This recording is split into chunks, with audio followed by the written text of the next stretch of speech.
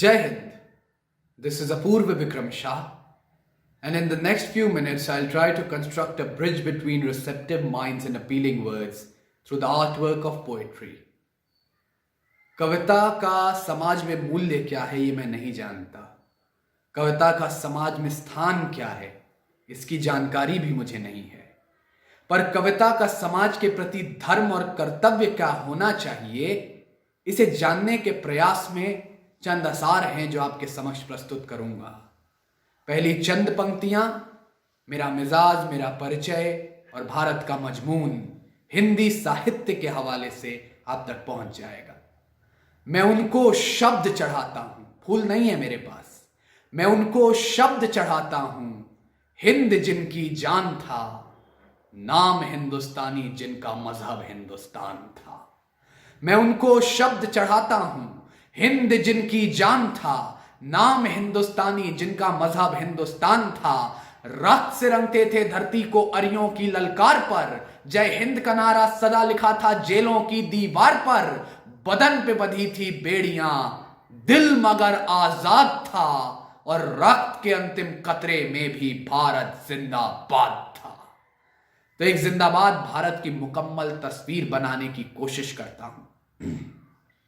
शब्दों द्वारा इस तस्वीर में भारत का इतिहास, भारत का वर्तमान, जिन समस्याओं से हम जूझ रहे हैं वो समस्याएं, और उन्हें चीर कर मुस्तकबिल तक पहुंचने का जुनून आपको नजर आएगा।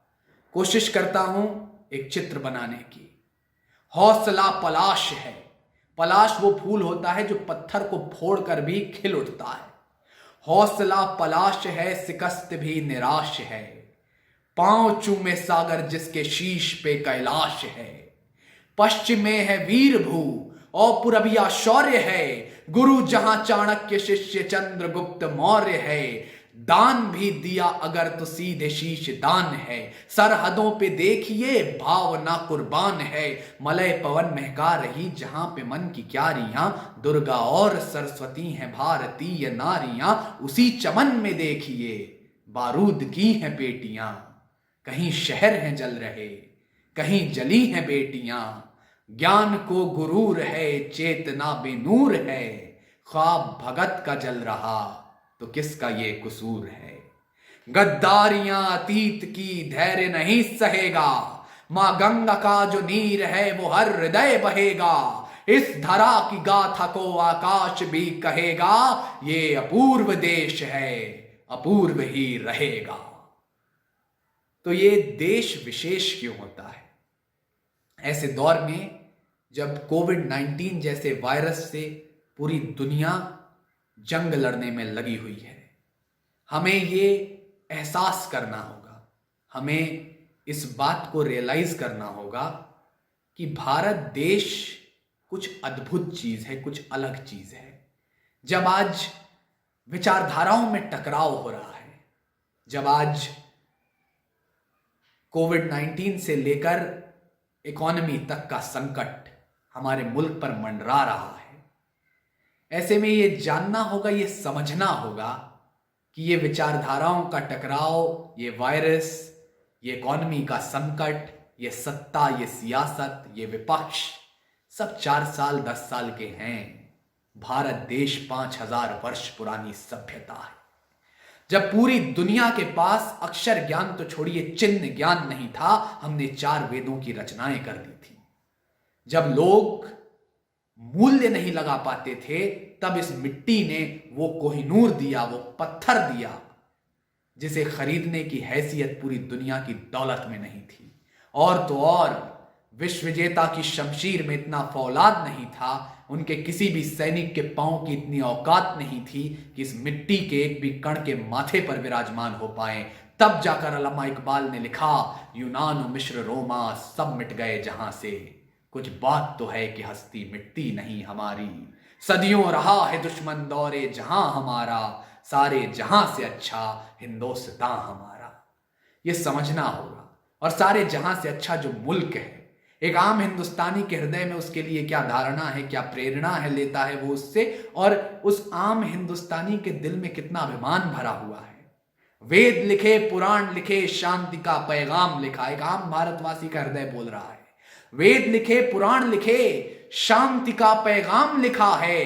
अक्षरधाम का अर्थ समझिए, अक्षर को ही धाम लिखा है।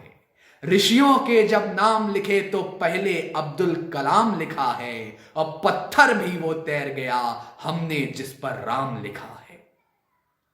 हमने पत्थर तक सागर की लहरों पर तैराए हैं।